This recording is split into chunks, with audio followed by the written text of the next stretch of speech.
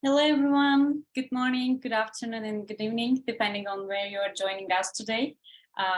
On behalf of the Online Events Committee and Young Scholars Committee, it's my pleasure to welcome you to the first Feminist Economics 101 event of the season. My name is Yazgi, Genc, and I'm a graduate student at University of Utah.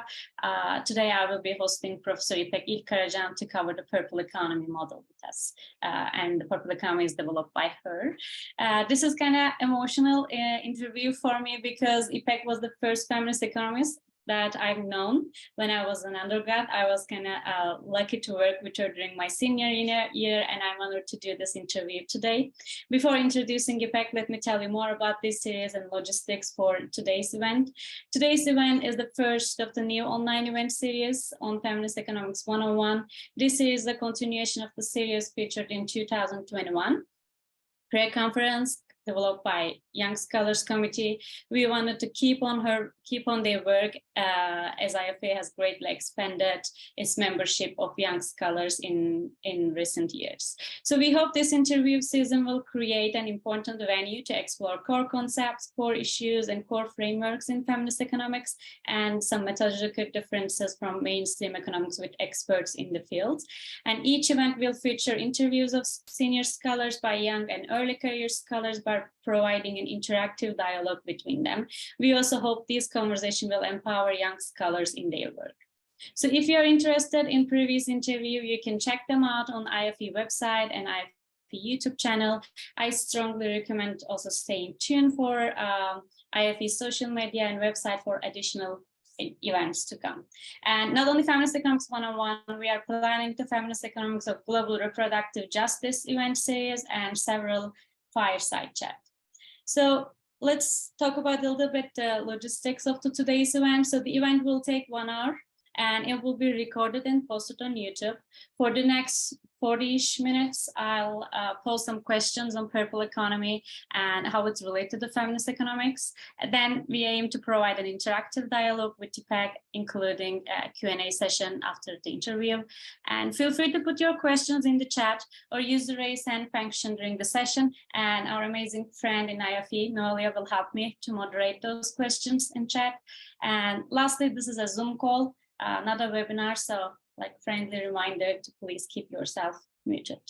So with no further delay, it's my honor to introduce to today's senior scholar, Ipek Ilkkaracan. She's a professor of economics at the Faculty of Management at Istanbul Technical University. She's a research scholar at the Levy Economics Institute in New York. And if you don't know, she's the current president and the board chair of IFE right now. So welcome, Ipek, and thank you for being here today. I would like to start our conversation by hearing about the definition of the purple economy. So could you briefly explain to us what the purple economy in a nutshell is? And I anticipate that you're getting this question a lot, why purple?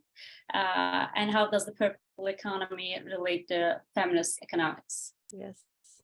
Hi, Yazgi, and hello, everyone, to all the participants. I see many familiar names and faces. Thank you very much for inviting me to be part of this series. And Yazgi, as you said, it's also emotional for me after so many years having you as an undergraduate student, now being interviewed by you, by a young scholar like you on this platform. I'm grateful for this opportunity. So, okay, what is the purple economy in a nutshell? That's a difficult question because I have a difficult time explaining what it is in a nutshell, but I will do my best.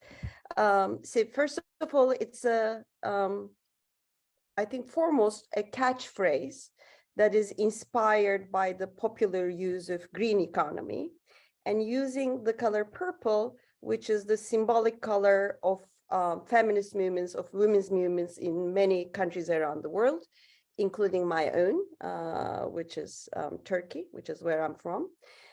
So the purple economy entails a feminist vision of an economic order that is both gender egalitarian and also caring. The concept or this catchphrase hopes to communicate this vision to a wider audience by resonating the already widely known and used concept of the green economy, and also by pointing out to the parallels and the complementarities with the green economy as having these two different economic visions with a color attached to it. So a starting point for the green economy is internalization of the cost of reproducing nature or ecological balances into production and consumption patterns. And all this towards the objective of ecological sustainability and well-being. So in a similar vein, the starting point for the purple economy also entails an internalization of costs, but this time the internalization of the costs of caring labor into production and consumption patterns. And this with the objective of this time sustainability of care and caring labor, of caring economies and well-being. So I would say this is what purple economy, well, my take on purple economy, because it's a concept out there for everybody to take and develop with their own interpretation as a catchphrase. But this is what it means to me. And I think you also asked how it relates to feminist economics, right?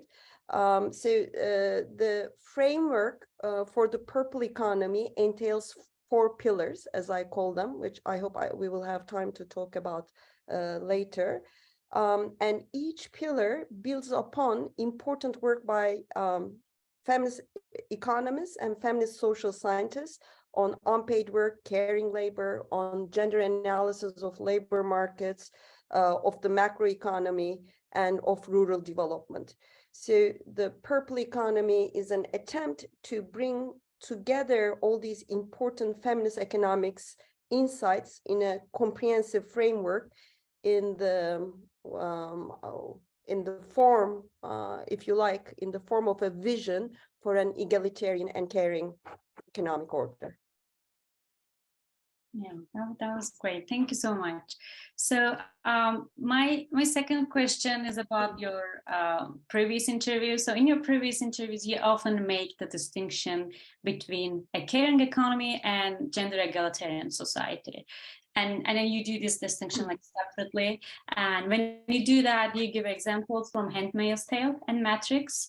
So I was like wondering if you can elaborate on that a little bit. Like, isn't a care economy inevitably contribute to gender egalitarian society? Like, could you elaborate on these examples and then why we need to talk about these two things differently and then make sure to do this distinction? Okay, well, thank you for that question. I think it would be good to sort of, expand a little bit why I talk about an economic vision that's gender egalitarian and caring as two distinct characteristics. So as feminists, we tend to perceive these two characteristics of an economy as one and the same, right? So, for example, the UK Women's Budget Group talks about a caring economy akin to a purple economy. There was a meeting in Buenos Aires in Argentina last week of UN ECLAC, the Economic Commission on Latin America and the Caribbean. It was a regional meeting on women and the economy, and the theme was care society for this regional meeting.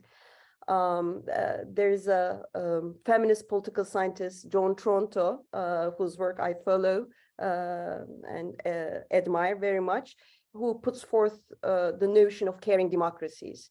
So when we hear of these terms, caring economy or care society, we assume that they recognize that if they recognize and make the space for care, then they must also simultaneously be upholding the principle of gender equality. But when we look at the sort of the discussions or the public debate, the policy discourse on that is not only in feminist circles but outside, we see that that is not necessarily so. So I think we need to be cognizant of the trade-offs between these two objectives.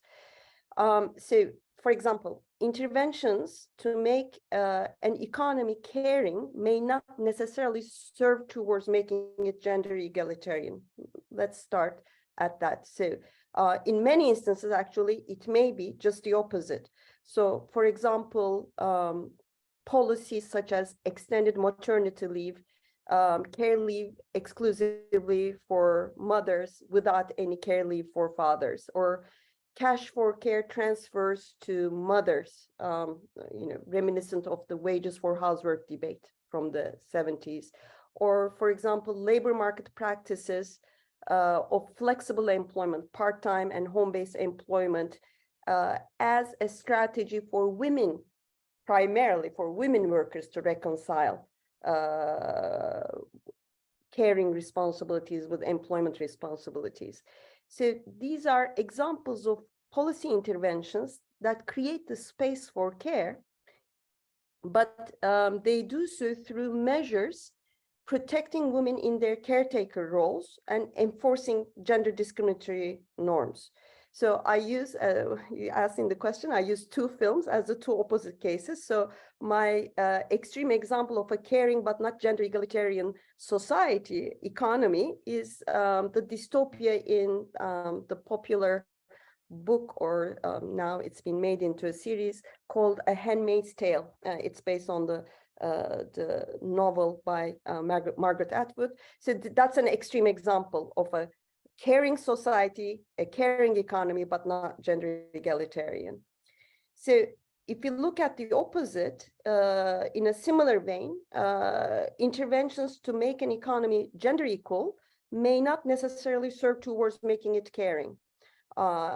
So policies which focus exclusively on incentivizing employers to hire women through employment subsidies, or supporting women's access to jobs, career advancement, or entrepreneurship, but without building any support mechanisms for care work. So such an approach aims at gender equality in a superficial manner, as we would agree, without challenging the prioritization of markets and competition over care and solidarity. So this is, in fact, a typical neoliberal approach to gender economics. As you know, there's a much cited research report, a bunch of actually research studies, which started with, what's the institute's name? McKinsey Global Institute, which simulates what would happen to GDP, how much the GDP would increase, they find, by trillions of dollars if the economies were to advance women's equality. So what is meant by equality there is, in that simulation, is if women were to adopt the same employment patterns, the same rates of employment, the same hours of employment and wages as men. So one of the typical feminist economics critiques of this approach is, well, you know, if women adopt the exact same rates and hours as men, then what happens to all the care work that they were doing previously? So you give women access to equal market opportunities as men without requiring men and the state to fill in the gaps in care work. So in that sense, you're not taking note of the welfare, the loss in welfare due to the care work foregone through such a promotion. So for me, the dystopia in The Matrix, which is a film by my favorite film directors, the Wachowskis, presents an extreme example on the other end of the spectrum of a non-caring, but a seemingly gender egalitarian economy. And you may wonder why, but remember the scenes with the human factories, where human beings in that dystopia, in The Matrix, are now being produced in factories rather than being, born in their mother's wombs and being raised within the private sphere of the household or the community. And I should note that this is, in fact, a critical entry point for most of the conservative backlash that we are facing today. That part of that backlash argues that modernization And the modern woman, along with it, they package feminism and the struggle for gender equality. They argue drives us away from family and community values. So in fact, the critique should go to unbridled, unregulated neoliberalism, which embraces gender equality superficially, without leaving any space for care and solidarity. So purple economy, in line with feminist principles, warns against these trade-offs and puts forth a vision avoiding the Handmaid's Tale scenario, as well as the Matrix human factory scenario, and takes the third way of an economic order that upholds gender equality along with being caring. So it basically calls for creating and sustaining and expanding the space for care and solidarity without thriving on reproduction of intersectional inequalities. I hope that that was super helpful and was a great summary. Yeah, thank you. How did you start using this term? Yeah, that's my third question. Like, what's the story behind the purple economy? What inspired you to start using this concept? Is there any story behind this model? Yes, I think I had shared with you in an earlier talk previously. It's sort of a funny story, actually. I first came up with the concept of purple economy at a green economy conference, which was organized in 2009 in Istanbul. It was organized by the Turkish and German Greens at the time. And I was one of the invited speakers, and I was asked to speak about the green economy from a gender perspective. And it was a day-long conference with a lot of speakers, and the gender session was the last session in a long and intense day. So when I went up on stage, and it wasn't moderated so strictly with respect to time, so it had been, the time, we were over our time. And I went up on stage as the last speaker of the day, and I could see that everybody was tired. And I remember, having these feelings of, I was resenting the fact that gender issues are often given the, the last place in conferences like this. But at the same time thinking, at least they included a gender session in the Green Economy Conference. Anyway, so before I started, I felt some urgency to make an introduction that would wake people up, that would intrigue the audience. And so the term came out of my mouth spontaneously. So day long, they had been saying green economy this, green economy that. And I started out saying green economy is not enough for a sustainable economy. We also need a purple economy. Now let's talk about a purple economy. So there was a ripple of interest across the room, and I felt my strategy had worked, and I had caught their attention. So it just sort of, for a couple of years, it sort of stayed as a popular slogan, if you like. People here and there were using it, but I didn't do any work on it. And then in 2013, I was invited to be part of an expert group invited to Berlin for an initiative called the Green Economy, Green Growth and the Care Economy. This was an NGO initiative supported by the German Ministry of the Environment. And it was in this context that I was asked to develop the idea of the purple economy further in writing. So it was through that what started as an attention-seeking slogan in 2009 sort of developed into a model, a concept several years later, making also linkages to the green economy and exploring the intersections between these economic visions beyond the color analogy. And then the rest came. I mean, there were demands for application of the concepts in different frameworks, exploring its implications for sustainable cities or its implications for economic crisis and austerity policies and so on. And that's how the work started developing.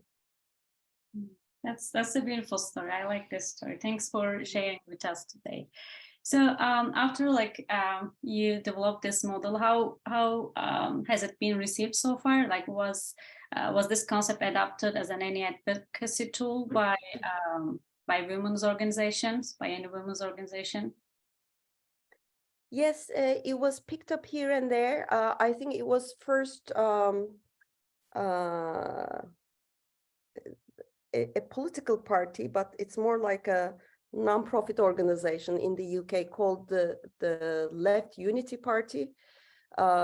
It was founded by, again, a film director, one of my favorites again, Ken Loach, who's also a social campaigner. And the Left Unity Party, my friends in the UK told me that they included the concept of purple jobs along with green jobs in the party's economic program. So that was sort of a nice surprise to see that sort of extension. And then a number of women's organizations and networks started using it as part of an awareness raising programs or training programs or advocacy work. For instance, the European Women's Lobby, EWL, which is a network of feminist organizations from European Commission member countries, 2 years ago came up with the Purple Pact, where they adopted 3 of the 4 pillars of the purple economy, and adopted the framework to the European context. There's also International Women's Rights Action Watch Asia Pacific, IVRO-AP, which is a global South organization, feminist organization based in Malaysia, in Kuala Lumpur. They first published an advocacy leaflet using the purple economy, which they use in IMF and World Bank meetings, and then they integrated it into their gender and macroeconomics training program. And there's also Women for Women's Human Rights New Ways, a long-standing feminist organization with which I also work, who integrated it into their women's human rights training program. So I guess it's been picked up on by various groups and networks, and an interesting academic extension, research extension of it has been by very much beloved colleague Özlem Onaran at University of Greenwich, who integrated the purple economy concept into her post-Keynesian macro modeling, as she calls it, within the wage-led versus profit-led growth.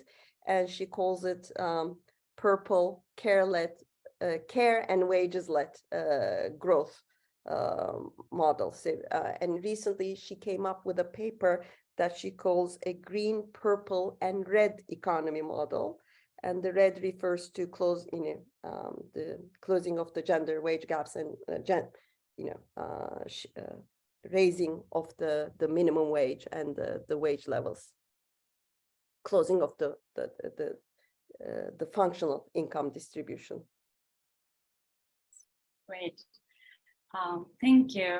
So, so you also mentioned like a couple of times the green economy. So you refer to green economy, and we also often hear the green economy as a solution to environmental crisis. So what's the relationship between green economy and purple economy? And I want to ask, like, is the purple economy complementing the green?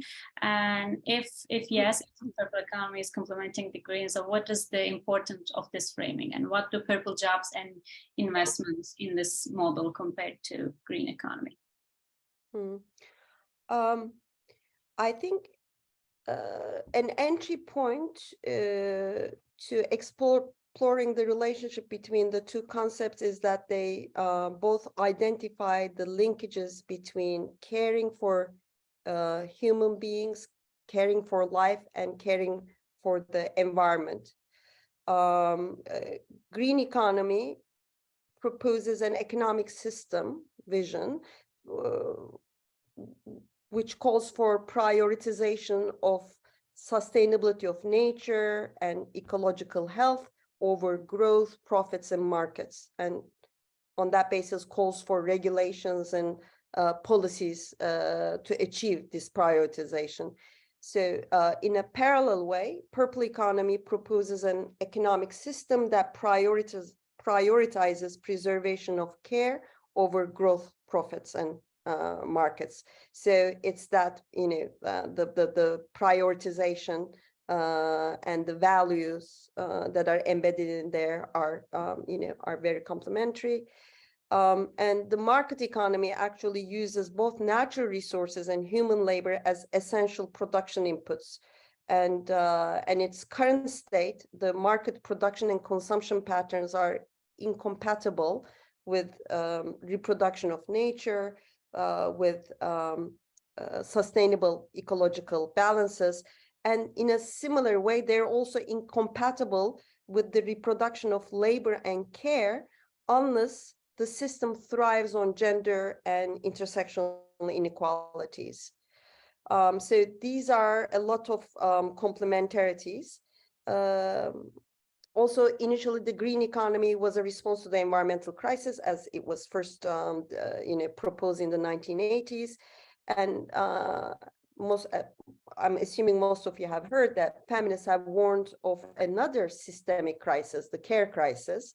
So the purple economy, in a way, is a response, like the green economy, to another systemic crisis, the crisis of care. So they both sort of complement each other for environmental and social sustainability. And then there are other overlaps and parallels.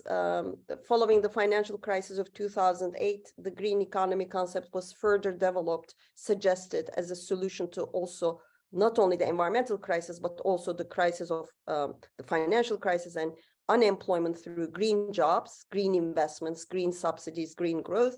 So purple economy similarly proposes solutions not only to the care crisis and the crisis of gender inequalities, but also to high unemployment, joblessness, jobless growth, economic crisis through purple jobs, purple investments, purple subsidies, if you like, purple growth. I mean, the whole concept of growth is contested, and I think that's where the green and the purple economy come together, that growth should be taken up as an objective, as a tool, only if it serves the objective of inclusive, sustainable, and resilient economies. So these are the parallels. And also, I should say, purple jobs are also green jobs. Green jobs are not necessarily purple jobs, but we can say purple jobs are green jobs, the care jobs, because they are what we mean by purple jobs in the care sectors. They're usually local service jobs with relatively low carbon emissions and waste. So in that sense, we can argue that purple sectors, care sectors, also provide a way for green economies. And also establishing a purple economy will serve as a basis that will enable more equal opportunities to women for their active participation in the green economy and access to green jobs. So there are, all these different linkages and relations that one can build on. I see. Yeah. So you mentioned this a little bit, but I want to ask to just talk about it a little bit more. So, what different solutions can the purple economy model can offer to the problems that the feminist economists always underline? Like, as you mentioned, one of the principles of the purple economy is to provide affordable, high quality care. So what solutions can this model provide for care work or like undervalued women labor? So maybe you can briefly mention about the 4 pillars of this purple economy model here. Yeah. So the purple economy framework offers, I don't think it offers solutions different from what is already on the feminist agenda. First of all, let me stress that. But rather it builds the feminist economics policy agenda. It attempts to bring that feminist economics policy agenda into a consistent framework where the priority entry point is care economy. So the 4 pillars are, first of all, a universal social care services infrastructure. with access to quality care services by all. And in that, in collaboration with ILO, with Valeria Esquivel, we contributed to the ILO report in 2018 on care work and care jobs for the future of work.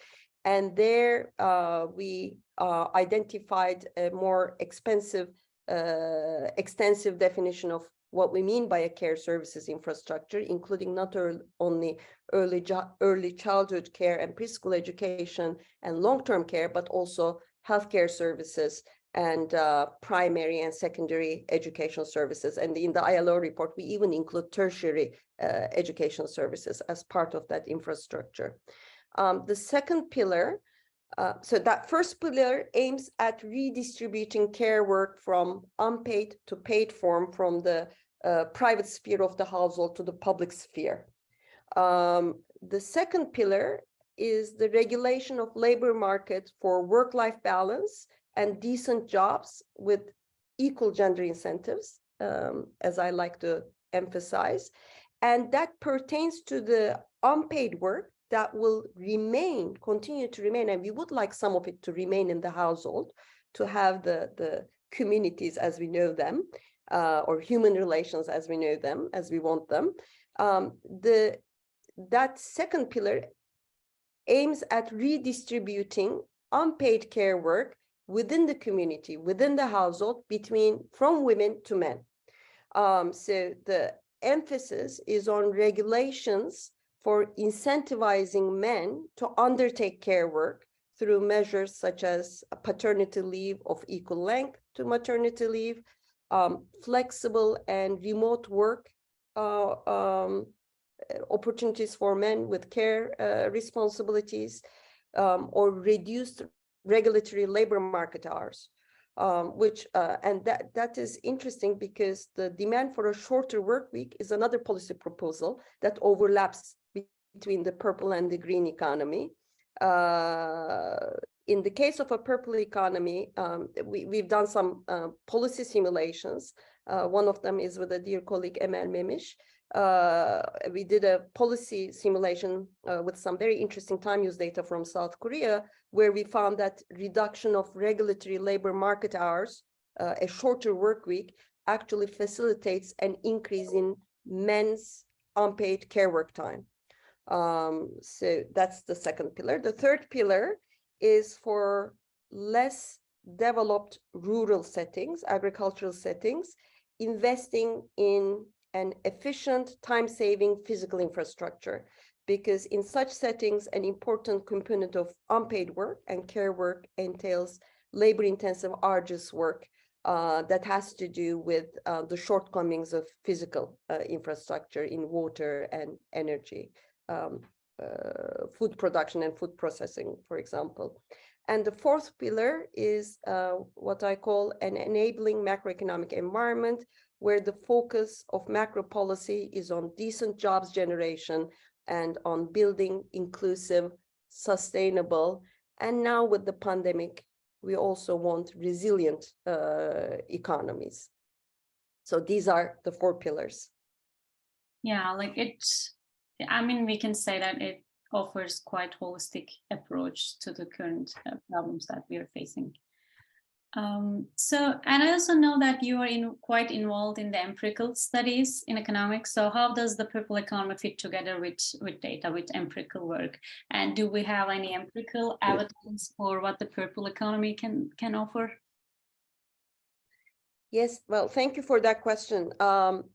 Most of my recent empirical work has focused on investing in the care economy and the economic returns to investing in the care economy.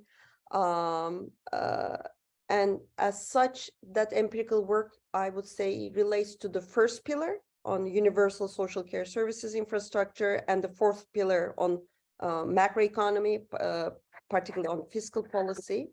So this empirical work on investing in care, we typically employ a macro-micro modeling approach to conduct policy simulations on economic returns to public investments in the care economy, primarily on the demand side in terms of job creation and job creation favoring demand for women's labor, hence therefore reducing gender gaps, not only through alleviation of constraints on women's labor supply, but also by creating demand for women's labor through a demand side mechanism. And through job creation, also wage income generation and reduction of income poverty and reduction of time poverty. So when we do these simulations, we first assess the care deficits in a particular economy. It could be early childhood care services, primary or secondary education, long-term care. So you can look at or healthcare services. So we first look at the subsector of care services and assess the deficit, and in service provisioning, and then we estimate the magnitude of required expenditures in order to eliminate those deficits. And then when we find that costing, we place that in the discussion of public budget allocations and fiscal spending patterns from a gender and I call it also care budgeting perspective. And we usually use a comparative framework because governments like to spend money on, when there's a fiscal stimulus package, they like to spend money on primarily physical infrastructure, for instance. So we usually use a comparative framework comparing the returns to spending on care, on the care services sector versus the construction sector. And what the studies find, and most of these studies actually are conducted by IAFI members, I should add, people working in feminist economics. What we find is that the care services sector has a much stronger job creation effect, merely by the fact that direct care work is labor intensive by nature. And therefore, it is a sector, a service sector, with one of the highest employment multipliers of all the different sectors. And through this potential for strong employment creation, other positive outcomes follow, such as wage incomes generation, poverty reduction, simultaneously alleviating income and time poverty. So these studies have contributed to recent macroeconomic debates on job creation. For instance, the UN Secretary General published a report in 2021 called Our Common Agenda, and it is a policy document on how to build back better in the post or late pandemic era. And the care economy is addressed in two contexts. One is the one that is familiar to us for improving gender equality, and the other one, where it is mentioned, is under decent jobs generation and inclusive growth. So the policy document of the UN Secretary General calls for investments, public investments, in three areas of job creation: in green economy, care economy, and the digital economy. So it has that it has had that impact of also influencing the more, I guess we could say, mainstream, heterodox, but not necessarily gender-aware agenda in macroeconomic policy. Yeah. So, and you mentioned a couple of times, but maybe you want to elaborate that. Like, do you think that this framing has a new take in the context of COVID? So what are the new meanings of purple economy with the COVID context? Like, what was your reaction to COVID as someone who is working on this model for a long time? Yeah, well, first of all, as a researcher who's been working on the care economy, when everybody retreated to the household with less work, people like me working on the care economy had an explosion of demand for their work. So I found myself working overtime, responding to this demand for more research and seminars and so on.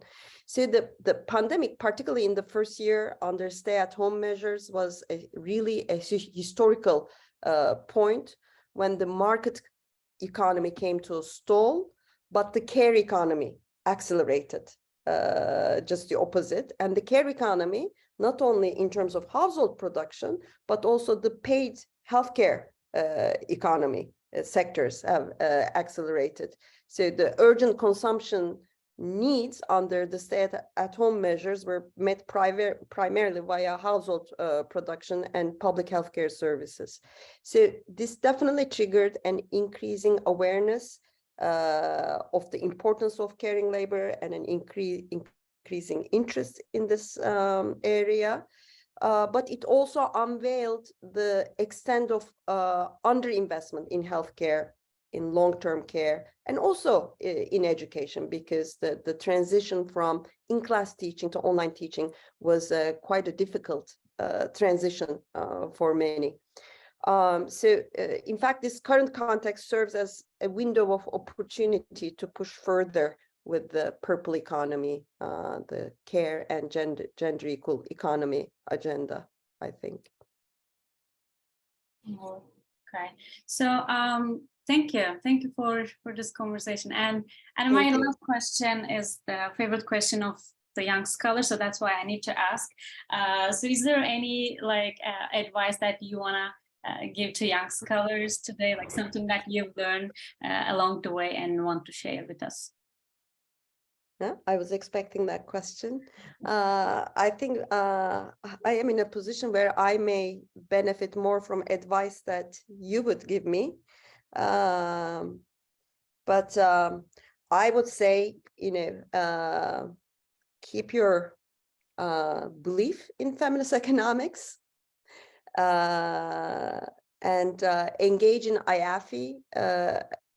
Continue to engage in IAFI actively to develop your research, to your thinking and networking, and also continue taking responsibility, please, to make this a vibrant community, because so much of what makes IAFI a vibrant community rests on the work of young scholars like yourselves.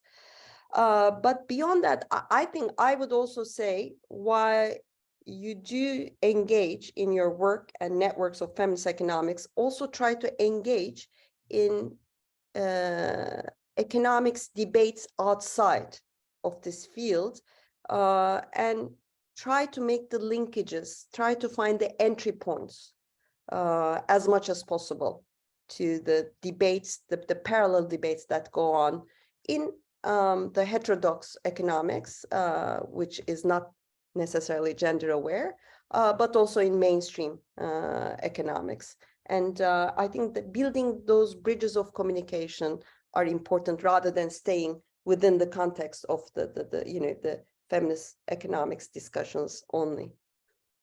So that would be that was beautiful. my advice. Yeah, thank you so much for this delightful conversation. It was amazing to learn from you today. And in previous Feminist Econ 101 videos, we often heard from experts that they want to interview with young scholars. So before I turn to the audience for Q&A session, I want to give you a floor if you have any questions for us. Yes, well, let me ask you in return, what would be your advice for me as a, how shall I say, older or more mature scholar, feminist economics scholar? And also, what does the purple economy mean or signify to you as a young scholar, as a young feminist economist? Yeah, these are difficult questions, especially the one with advice. So, but I'll try my best. So, so this purple economy, like I said before, provides a very holistic approach to current problems that we're facing, and it aims not only affordable and high quality childcare, but also it aims to increasing labor force participation of women, and then it adds but we want to increase the participation with a decent job. So I think these acknowledgements are important, a quite layered model, and important to say that we want to increase the participation of women by investing in care, but want to increase the participation with decent jobs. So this is kind of important for many countries because women are mostly pushed to the low quality jobs, like textile is a good example for many countries. So do we want to participation like that? Do we want to like textile kind of labor force participation? So in that sense, it kind of allows me to ask different questions with that holistic approach. Like you also mentioned in your advice to make sure that you're aware of the other discussions. So I feel like this purple economy could also be used with the communication tool with different stakeholders. Like for instance, probably I don't need to convince anyone in this room about the importance of increasing women labor force participation, but still like there are a lot of people who needs to be convinced, especially in the policymaking area, because like unfortunately policymakers are not full of feminist economists. So we need to create different communication tools to convince them we need investment for care, we need investment for women's labor market outcomes. So and like the purple economy's growth component, like you say, if we make an investment to the care, we'll create this many of employment compared to if we invest like construction, for instance. So I think this like growth component kind of important to have a communication with people who are focused the profit maximization process, who are focused the growth.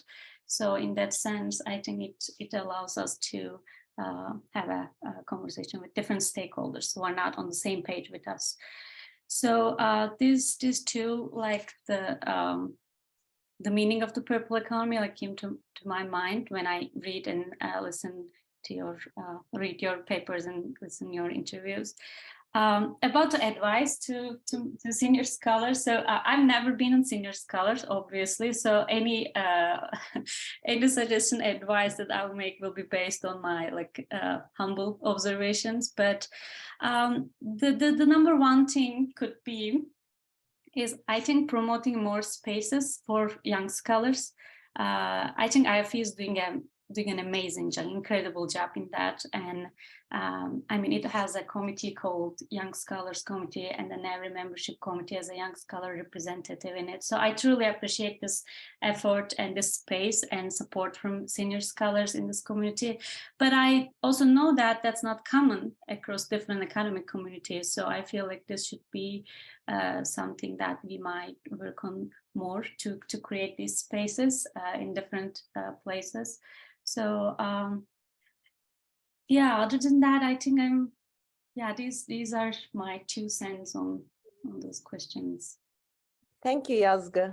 Sure. Precious advice. Yeah, so thank you so much for being with us today, and we will have some time to turn to questions from the audience. So thank you for putting questions in the chat. I'll go over those now, and please feel free to keep asking. So I was just checking the chat, and I've seen one question from Tatiana, and she's asking, like, it seems that the 4th pillar is directly related to regional and racial disparities. Could you develop how those issues were addressed in your work about the purple economy or the work that is based on the purple economy principle? So it's just a little bit, could you elaborate a little bit regional and racial disparities in this model? Yes, well, thank you for that question. Yes, the 4th pillar on macroeconomic policy is definitely has implications for regional and racial disparities, particularly in the current context where increasing indebtedness of many countries in the global south is becoming an important constraint, a constraint on fiscal space, a constraint on social expenditures, a constraint on responding to the call of the purple economy for investing in care, for instance. So that macroeconomic, the mainstream multilateral macroeconomic institutions and lending institutions and their policies is definitely a feminist issue in that sense as well. But at the same time, I should also say that I think the first pillar also relates to regional and racial disparities. I mean, lack of a universal care services infrastructure in many countries. In my region, for instance, the issue of elder care is resolved through an global, international, interregional migration of care labor. So with the dissolution of the Soviet Republic in the early 90s and the creation of the new nation states in the region, there has been an immense amount of female labor migration from countries of Central Asia to countries such as Turkey and other countries in the Middle East with higher purchasing power, where the question of elder care, to some extent also childcare, has been resolved through low-paid, but yet at the same time quite high-quality migrant labor. So I think the second pillar, labor market regulation and inequalities in the labor market, is definitely also an issue of a pillar that touches upon racial disparities. Okay, thank you. So I see like a couple of people are asking some sources that Ipek mentioned in the interview. So I'll try to put everything together, and then we'll try to send those resources with the recording. So stay tuned for those resources that Ipek mentioned. So if you have any other question, feel free to put on your chat or use the raise hand function and unmute yourself and then go ahead. By the way, in the chat, I see a comment from Mintam Bui on her work on Thailand, reducing regulatory work hours in the labor market for men.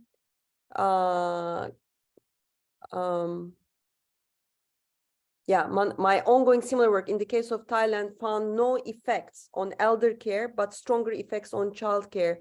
Mintam, thank you for reminding me. In the case of South Korea, when I said reducing regulatory hours in the labor market increases men's unpaid work time, it's also childcare. The data that we were using was particularly on child work, time for childcare. So we haven't looked at elder care. There is also data for South Korea, and I can share the study. It's a working paper within the context of the care economy and work program that was run by American University in Washington, D.C.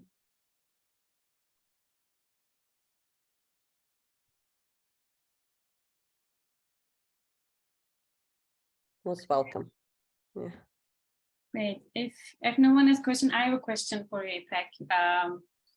So I was wondering, like, your view on the government interventions, because like economists often discuss like if the government interventions are necessary for well-functioning market.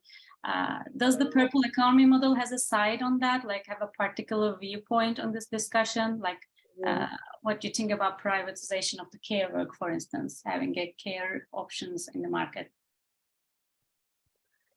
Yeah, well, that's a challenging question. I mean, first of all, all four pillars of the purple economy calls upon intervention of the state as the central planner, right? And when I talk about, for instance, universal care services infrastructure, the assumption that stands behind it that it will be primarily through public provisioning of services or labor market regulation. It's regulation by the state, macroeconomic policy, fiscal policy, monetary policy. It's all through the central agency of the state or the central bank and so on. Or investing in rural physical infrastructure. That also calls for public investments in rural areas. But we are facing a reality where many governments around the world are increasingly reverting to, populist policies, corrupt practices, violation of human rights, not upholding the rule of law. So in that global context of increasingly deteriorating government structures, how can we trust the government to, responsibly and efficiently address these calls for policy intervention? So the purple economy is assuming that the government will be able and not only willing, but beyond willing, will be able to, once it's willing, will be able to undertake all these interventions. So it's an important question, and I think one of the developments of the purple or intersections of the purple economy agenda and work is about what type of government and how to reform governments and government structures to ensure non-corrupt and efficient institutions, organizations, or governance structures. So, and that's an area where a bunch of political economists and sociologists are working on, but it doesn't receive sufficient attention in the field of economics, which I think, definitely it requires more thinking around, how to ensure that the government will operate in the efficient and transparent manner as we expect it to. Because otherwise, something like building a care infrastructure can be used in a very populist way, providing employment only for those who, for instance, support the ruling party or whatever, or to spread some particular conservative ideology through these services. So these are important issues that need more thinking. Yeah, this is a tricky area. Yeah. Well, thank you for those responses, and thank you for those reactions and all those valuable things you shared with us today. So before we closing, I want to turn it to you over, Ipek, one more time, and for the brief final reflections, and then we will conclude. Is there anything that you want to share as a final remark? Me? Yeah. A final remark? Mm-hmm. No, I think, I would like to hear, if people are interested in, discussing further or in collaborating, I would be very happy to hear from rest of you, also individually. So thank you for your comments and your contributions. And I was delighted to have this opportunity. Yeah, thank you so much for joining us today. And there are many insights we can take away from today. And I hope more young scholars can encounter feminist scholars like you and feel the support from the feminist community. Thank you all for joining, and please look out for the future IFE online events. Best wishes to you all.